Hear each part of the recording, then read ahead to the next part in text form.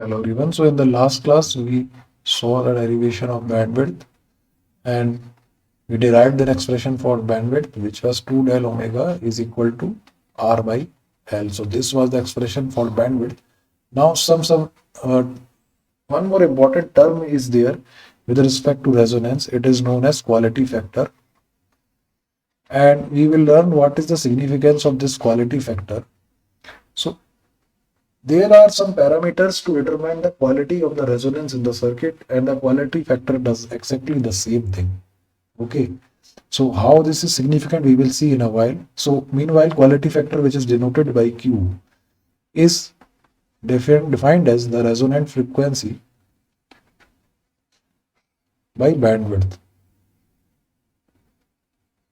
So if I write resonant frequency, I say it is omega R, and bandwidth is nothing but R by L.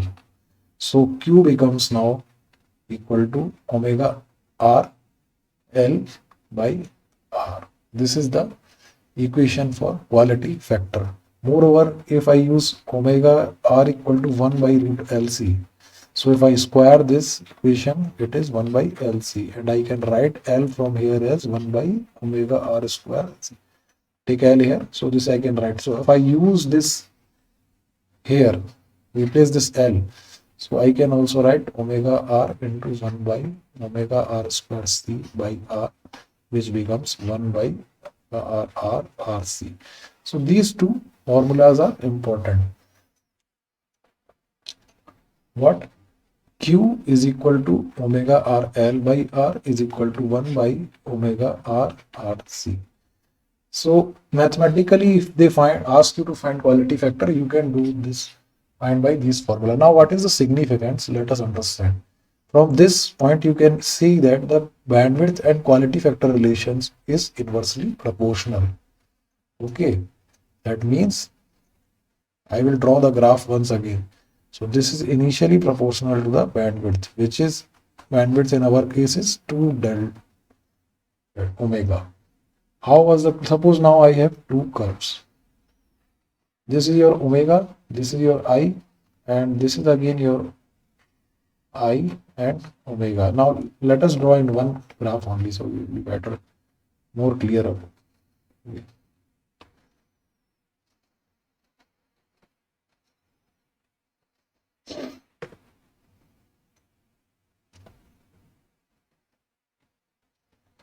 Suppose this is one curve of I, and consider this curve also.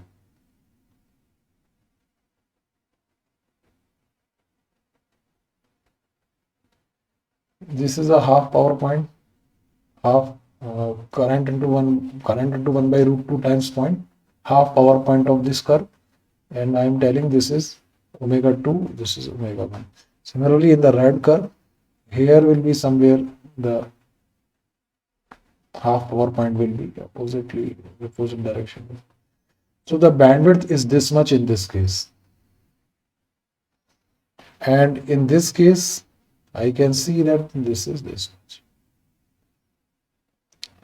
So you can see the curves, the green one, the bandwidth is less. Okay. If I write here, so 2 del omega of the green curve, okay, is less than the red one.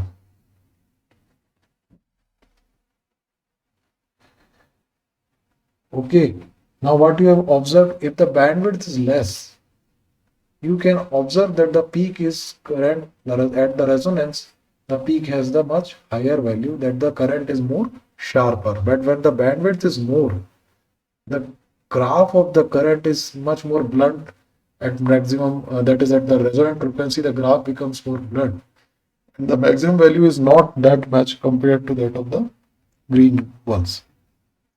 So this is the relation which is I'm explaining here, is that when the quality factor is high, it means that the bandwidth is low. So bandwidth low means this green case. So I can say in this case, the circuit, the sharpness of current is observed. Okay. The current is much more sharper. And as the current is more sharper, you can see that omega to omega 1 distance in this green curve is less, that there the range of bandwidth is less, bandwidth is less, range is less, it means the circuit is more selective. More selective in the sense is what? Suppose you are tuning a radio, and if you tune a radio, a particular channel exists in a very, say, suppose this bandwidth is defined for a certain channel, then if the bandwidth of this is low, then the channel is highly selective. At very specific frequencies it can be tuned. And moreover, the bandwidth, if it is low, you can use the bandwidth more effectively. Suppose if this red case was there, so in this omega 2 to omega 1, in this red case, you can accumulate more number of channels. If this graph is more shrinked, that is, the circuit is more selective. That is, the range of bandwidth, the range of frequencies over which this resonance is occurring is less, and that is why this circuit becomes highly selective. Over less values omega, your channel is lying, and that signal strength is also good. So you must remember that as the quality factor is high, you observe that the circuit is more selective also, and this in turn is defined by as known as a term also. It is called as selectivity. So selectivity varies in accordance with the Q. It is directly proportional. You can say a direct relation between these two. So if the quality factor of the circuit is high, it means that this bandwidth is low. This bandwidth is low. Bandwidth is low, peak of the current is much sharper, and that is the circuit is more selective also. So this is the meaning of quality factor, selectivity, and bandwidth, and all these. This is a relation. Okay, in this way you can understand. Now let us study the second last topic in this unit, which is LC circuit. And this is important. Let us analyze this circuit. I am considering a switch here. Okay, this is the representation of an open switch. If I represent this by like this, suppose a switch is closed and this is a switch closed. Okay, this switch closed, or this also, whatever. So this is a switch, suppose, and this is a capacitor I am taking here. This is an inductor, a coil of inductance L, capacitor of capacitance C, and I am assuming that there is some initial charge on the capacitor Qm, and this is a switch. I will close this switch at certain time, say T. Okay. Now important thing is there, the capacitor has initial charge. Initial charge was there on the capacitor, it is Qm. This is important. In this circuit we were, because there is no source in the circuit, so we have considered the charge capacitor here of value of the charge stored in this capacitor is plus Qm. Now in general, if I close this at T, suppose a current I will flow. Now as the current I will flow, what you can observe is that as moment this switch is closed, the current will be increasing in this circuit and will pass through this L. Slowly the current will increase. So I will say that the current in this circuit is, the rate of change of current will increase. That is why the voltage across this inductor will be positive, as I marked in this polarity. Now if I write the Kirchhoff's voltage loop equation for this circuit, the voltage across capacitor is at time t, I am considering, okay, at time t. At time 0, the charge is Qm, but at certain time t, suppose the charge at capacitor is Q. Upon C, this is the voltage. And since I will apply the KVL, this voltage must be equal. And if I bring that on the LHS side, this VL, this voltage across inductor, it is minus L di by dt, which is equal to 0. Clear?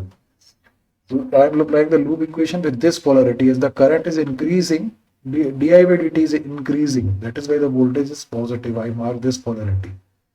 So this is the case. Now, as you see here, As I close this switch, the current is increasing. The current starts to build up at what cost? Current is what? Obviously, rate of flow of charges is current. But what you can see in this situation is that the charges on the capacitor starts to deplete. So it means what? The charges on the capacitor are depleting, that is decreasing on this capacitor. That is why we say that minus dqdt. As the capacitor charges on this capacitor are depleting, the current is building in this circuit. So we say I is equal to minus dq by dt with reference to this capacitor. So I can replace this I here by this. So I can write q by c minus, and this minus will be plus L 2 times differentiation dq2 by dt square equal to 0. Or to compare with the standard form, I will take L common from here. So if I take L common from here, it is d2q by dt square plus q by lc equal to 0.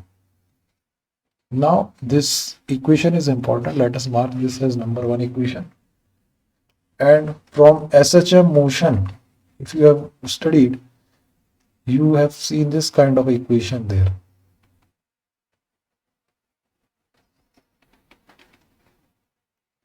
Where x is the distance over which the oscillations are occurring. So this is suppose your equation 2. So what you can understand from this simple harmonic oscillations equation and this equation is that here the charges are oscillating. Here the frequency of oscillation was omega naught. So if I compare these two equations, if I compare 1 and 2, what I can write? Omega naught, see, omega naught square, what is here? It is 1 by LC. X equal to Q here. So that is omega naught equal to 1 by root LC. So what is the meaning? The meaning is that here the oscillations are taking place, the distance we say x is the distance here, or the displacement over which the oscillations are taking place. And here what is this? With a frequency of omega naught, but here the charges are getting oscillated with the frequency of 1 by root LC. This is the meaning. What is oscillating? The charges will be oscillating to and fro between this C and L. The charges are oscillating, and that is the behavior of this LC circuit, which is similar to a simple harmonic oscillation, simple harmonic motion of a spring, we can say. So in this case, what we write the expression for distance, it was xm, suppose maximum value cos of omega t plus pi. So similarly here we can write the expression for q as qm cos of omega t plus pi. Now we know that when time was equal to 0, in this graph, that in this circuit, the time at time equal to 0, this switch was open, we are saying. So all the charge was on the capacitor, which was qm. So at t equal to 0, q was equal to qm. So in this case, if at t equal to 0 it was equal to qm, it means that, it means what? This t was equal to 0, it means that phi should be also equal to 0 to satisfy this. So we say in our case, q is equal to qm cos of omega t. So this is the charge, how it is varying. Now I want the expression for current. So I will take, and what is I? I told you in our case it is minus dq by dt in this LC circuit, because the charges are decreasing on the capacitor. So rate of decrease of charges on the capacitor is the current here. So I will differentiate this, minus sign will be there, and when I differentiate this, qm will be there, omega will come outside, and the differentiation of sign is nothing but minus sine omega t. So minus will come outside, it is sine omega t. So it is qm omega sine omega t And what is Im? Im is nothing but Qm into omega. So this is your equation for the current. This is how the sinusoidally the current is varying. So what is the equation of the current? The current's equation is like this. I equal to Qm omega sine omega t. So this kind of a sinusoidal graph you are observing, suppose for current I will say. So this will be your t by 4. And if I write in terms of omega, this will be pi by 2, like that, sinusoidal. The whole thing is that. Now the point here is that the study of these oscillations are analogous to that of a motion of a string. So we will see how is that.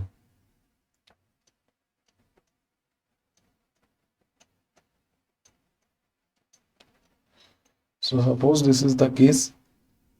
Initially, let us see there is no what I say, there is the circuit is open between this, suppose I say this as C, and this is supposedly L. C, this is charged like this, the circuit is open here. So here two kinds of energies are there also. One is in electrical, we have electrostatic energy. One is electrostatic energy that we know. Electrostatic energy is stored in the terms of capacitor, in capacitor, and it is given by Q square by 2C. It is stored in capacitor. And when the inductor stores an energy in the form of electromagnetic energy, which is half Li square. This is stored in inductor. So what is happening? The charge will be flowing, the charge will be oscillating. Ultimately, this energy will also be oscillating. So let us denote this electrostatic energy by, let us say U, let us say electrostatic like this, and I will say electromagnetic like this. Okay. So in this case, the circuit was open, all the charges Qm were here, so all the energy was on the capacitor.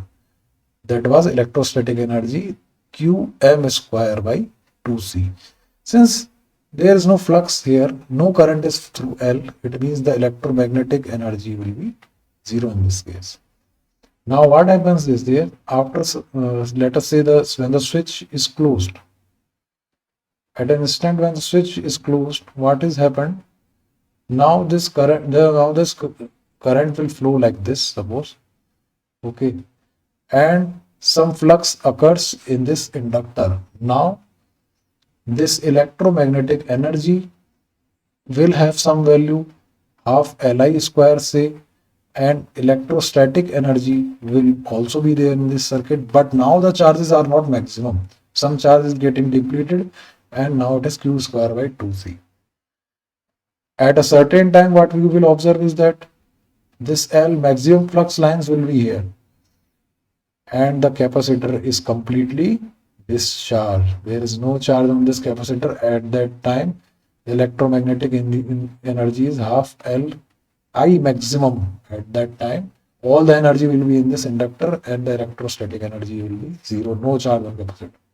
Again, at a certain time, what will happen? The flux through this will be, the electromagnetic energy through this will be dissipated again, the current direction widely. Again the current now, but this polarity gets reversed. This electromagnetic energy will now be getting converted to electrostatic energy, but the capacitor will be charging in opposite direction now. This inductor is now charging the capacitor. So here definitely the electromagnetic energy is not maximum, some of it has converted to electrostatic energy. So I will say it is half Li square. But electrostatic energy will be also there, it is Q square by 2C. Okay, sum of that. After a certain time, what you will observe is that again all of this electromagnetic energy has converted into this no current will be now observed. all the electromagnetic energy will be converted to electrostatic energy, and the charges again will be like this. All the charge will be here, Qm, on the capacitor again. So in this case again, electromagnetic energy will be zero, no current in the circuit, and for this instant specifically, and thus electrostatic energy will be maximum, because electrostatic energy is maximum because all of the charge now is at, again once again back to the capacitor. So this is how the oscillations are taking place. Now this can be compared to the, what you can say,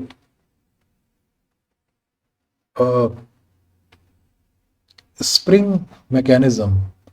Okay, so if I consider a spring here, let us take this spring mechanism here. In this case, what has happened? Suppose this is a block of mass m and this was your reference point, and if you have stretched this block to this point, suppose this has a spring constant of small k, okay, and if you, and this distance is x naught, suppose, okay. So if you have stretched this to a certain point, now it has some potential energy, we say, and we call that potential energy as half k x naught square. But what about kinetic energy? As you have kept it stretched, there is no motion, it is zero. Similar case, the switch was open, it was at rest, the potential energy is zero, potential is maximum here, that is the electrostatic energy is maximum here, but kinetic energy is zero, the electromagnetic energy is zero. See the analogy. At this case, what will happen? At this point, now the current starts to flow. That means you have, what you have done, you have left this m, you have just left that, just released this mass, and now it has some velocity which is dx by dt, which is equal to v. So now the potential energy is there, but it is not maximum, it is some kx square, and kinetic energy is what? It is also now there, some kinetic energy is there, half mv square. Analogous to this case, what we have now, as all the charges were on the capacitor, analogously we have, what we have now, this mass, block of mass m is exactly at our reference position, and here the maximum velocity is observed, okay, and that is why we say that now it doesn't have any potential energy, okay, the potential energy is not there, and all the energy is now at a form of half mv max square, okay, maximum velocity is there, no potential energy is at that point, so half v max square. And now if you see this, what has happened here again, the block of mass m, this was a spring, has now moved inward to this position. Now again what happens, as the spring is compressed, again the velocity will be reduced of this spring, and this will again have a potential energy of half kx square, and kinetic energy is also there, half mv square.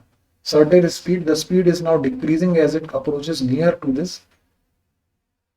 As the spring compresses, this velocity will be decreasing. So like this analogous is the spring is there, okay, and ultimately in this last case, what you will observe is that completely the compression will be there, and now again the potential energy will be maximum, which is potential energy is maximum, half kx square, and the kinetic energy is zero, because now the spring, this block is at rest, and fully compressed this spring now becomes, which is analogous to a case of the charges are again back to the capacitor. That is the all of the energy initially here, the potential energy was maximum. Here the charge was QM. Here the potential energy is now maximum again. And here the charge is maximum again. So this is how the circuit is analogous to this circuit. But what is the case another here? So there are two conditions. You can see that now, okay, now this is oscillation is taking place. This will continue forever. Okay, the charges, it is will be continuing forever because there are no kind of losses or see we are seeing. So this will continue forever, but this is not the case. Here are some realistic conditions. So these oscillations, what will happen?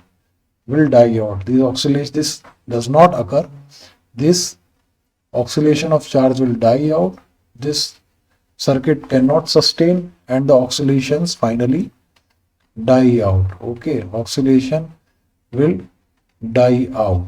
Okay, how will die out? How this process, how this sequence will get die out? First of all, every coil you see, every coil, that is every inductance you see, it has some resistance. It has some resistance. What is the meaning? Meaning is that when you drawing this diagram, we are not considering any resistance. Okay, we are not considering resistance here. But in reality, some resistance is always there. Some resistance is always there. Since resistance will always be there in series with L, pure LC circuit is not possible. Some resistance will also be there. So if resistance is there, what will happen? I square R losses will be occurring. And ultimately, the value, the power will be dissipated in this resistor and the energy, fully electrostatic energy, will not be converted to magnetic energy. Some loss will be there in each cycle and eventually the this oscillation will die out.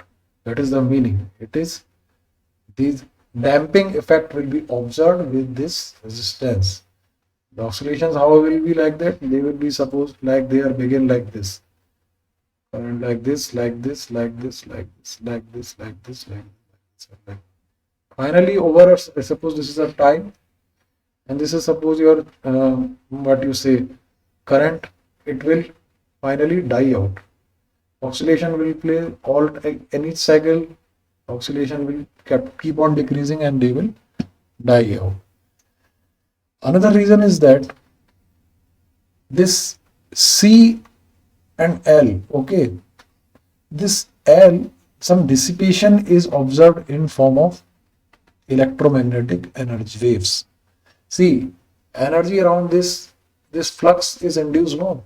So the flux rate of change of flux, we say develops EMF, but the flux leakage will observe. The flux will leakage of flux will be there, or we say the radiation in forms of electromagnetic radiation, this electromagnetic energy will be getting depleted. So dissipation in form of EM waves.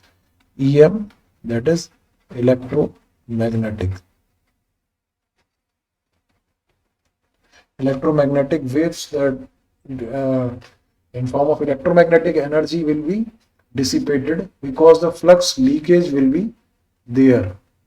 All of the flux will not be linked, and thus the ultimately over a period of time the energy will be keep on decreasing. Energy will be decreasing over the period of time, and ultimately the oscillations will die out. So these two are important reasons of why this circuit will not sustain, why this circuit cannot sustain. The circuit cannot sustain. LC circuit oscillations cannot sustain. Okay, these are the reasons why it cannot sustain. So this was the discussion about the LC circuit. Now you very well understand. Now in the first class, I told you about an important device which made the use of AC standard as a standard format for power transmission and distribution, and that device, static power device, was transformer. And the use of this transformer is that we efficiently need this transformer to convert voltage levels. Okay, so depending on the number of turns, we use two coil here, and these two coils are used for uh, obtaining different voltages level from low voltage to high voltage to low voltage. Okay, and the principle of this is working of the device is electromagnetic induction. How? Let us see. So the construction of transformer is like that. We call this as the core of transformer. A general single phase transformer we are considering, that is only, suppose this is the, okay, and let us take this as the coil again.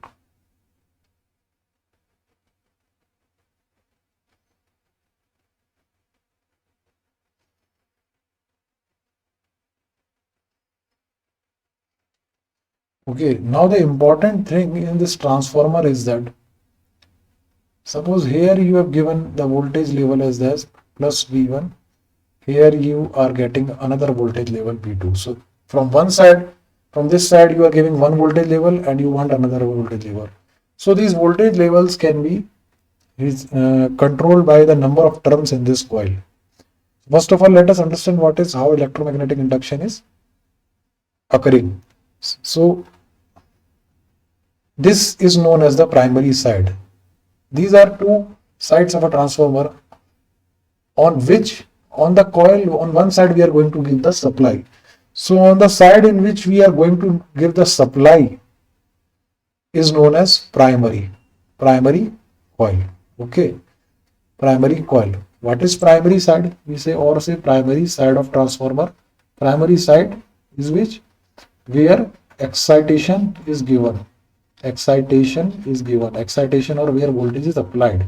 Excitation is given or voltage is applied. So I apply the supply voltage here, so this becomes the primary, and this becomes the secondary, where we will be receiving the voltage.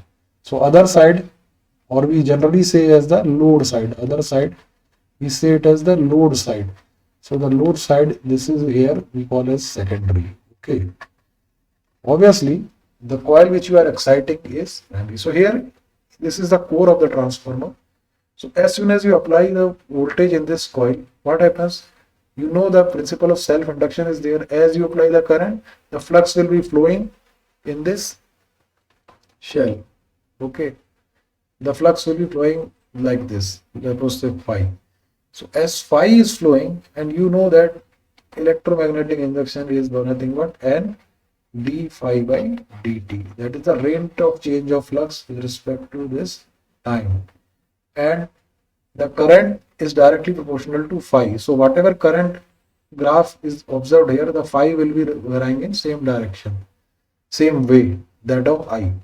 So if I is sinusoidal, phi will be sinusoidal. So it is, that means phi is varying respect to time. We will have some voltage in this coil, and it is dependent also on the number of turns. N is what? Number of turns. So that is why we say that due to the excitation in this primary, the flux occurs, and indirectly this coil will also have a voltage here, which is known as the secondary voltage, and thus this working is known as the principle of electromagnetic induction is being followed, and it is working due to this principle.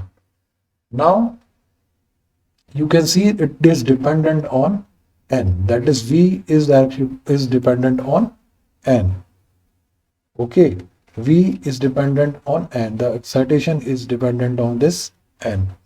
So as a formula you can remember this like V1 by V2 is equal to N1 by N2, because you can see E and N have a direct relation here, that is V is directly proportional to the number of turns. Okay, so V1 by V2 is equal to N1 by N2. So if low voltage side, this means that if the number of turns are less, this is means the low voltage side. and side, and whatever the voltage, if you are giving to this kind of a transformer, as the number of coils are less here it is more. V2 is what in this curve, what you can write from this formula. This formula you must remember for transformer. Okay, where V1 and N1 are voltages and turns of primary side. This is important. Primary side. What is primary side? The side which you are exciting, where excitation is given. So you need to find V2, suppose. So V2 is what? N2 will be there. V2 is equals to V1 N2 by N1. So what is the meaning is that, see there, here number of turns are more. It means that from this graph, if I say N2 is greater than N1, it means what? This will be more than 1. This ratio will be more than 1. So V2 is greater than V1. Okay, so what is happening? You are giving a, if you are giving a voltage, certain voltage here, suppose V1, a greater voltage will be obtained here. So this is known as a step up transformer. So this is a case of step up transformer, where the voltages are getting step up. Voltages are getting stepped up. Similarly, if I say, suppose the reverse case is there. Now I am changing the side. Suppose I am not giving the excitation here now. Okay. I am not giving the excitation here. What I am doing is, now suppose I am exciting this transformer from this side. Now this is, suppose the RMS value V is given here. V1 is now here. And I want to find, now this becomes my secondary side. I told you that whichever side I excite will be my primary. So this is now my primary, because I am exciting on this side, and this becomes secondary. So now again, if you observe in this case what you can see is, let us rub this. Now you can see what is V2, but this relation is applicable everywhere. Okay, so I need to find V2 now. So V2 is equals to V1 N2 by N1. Okay, this is same, we are getting same, but what is now in this case, this now becomes your N1, N2 is this. The thing here is that now in this case N2 is less than N1. Okay, whatever side we excite, we mark it as 1, V1, N1, whatever. Now, but we say that, but structurally this transformer is same. Okay, this side is low turns, less number of turns. Now what we are saying is that N2 is less than N1. You can see the number of turns are less here. So if number of turns are less, that means N2 is less than N1. It means that N2 by N1. N2 by N1 is what? It is less than 1. N2 and N1, this will be less than 1. Okay, it means what? It means what? Now this side will be, what happens? It means that V2 is now less than V1.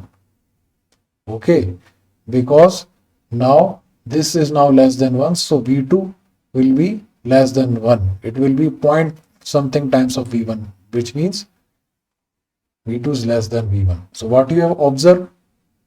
You have observed that now V1 if you are applying here, but the voltage whatever you are obtaining on this side is now less than this voltage.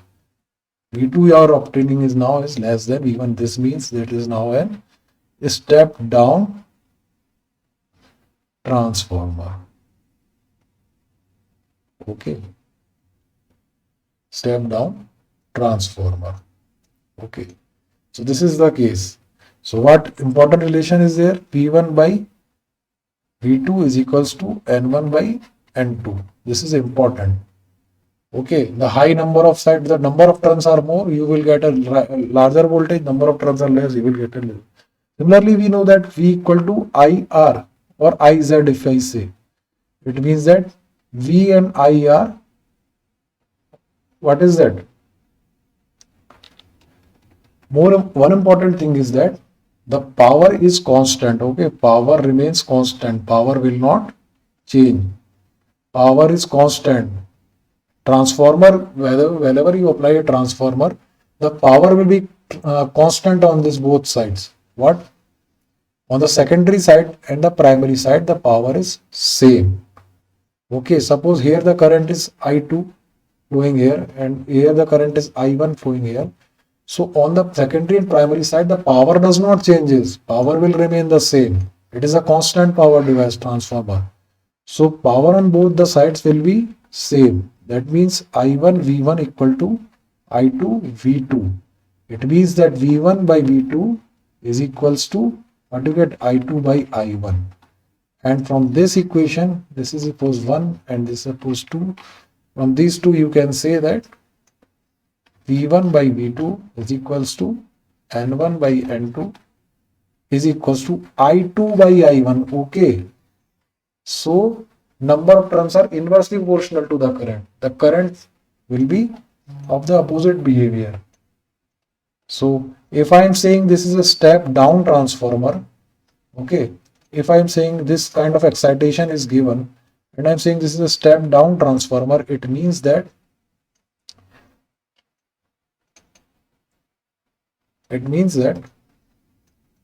voltage on the secondary side is now less, but the current will be higher. Here voltage is high, but the current was less. So this is the meaning. That is how the transformer is manipulating the voltage levels. Okay. So this is your transformer principle. It works on electromagnetic induction principle. Okay. First of all, and this formula you must remember, V1 by V2 equal to N1 by N2 equal to I2 by I1. And again, where I1, I am using the I1 subscript for primary side. Primary side meaning what? Primary side means what? Where excitation is given, where supply is applied. Okay, you can understand where excitation is given or where supply is given. That becomes the primary side. By default, there is no primary side or secondary side in transformer. The side where you apply the supply, okay, where you excite, that becomes the primary side, and that side we remove by one subscript, this V1, N1, I1. That side of a current, turns and voltage we will say as V1, N1, I1, we are primary side. And 2 is for secondary. So this notation, this formula people remember, but this significance they do not remember. So they may do mistake in numericals. So this is important, that 1 is for primary side where the supply is given. Then you can find the easily voltage levels, current level. And moreover, this is also important called transformer. Transformer is a constant power.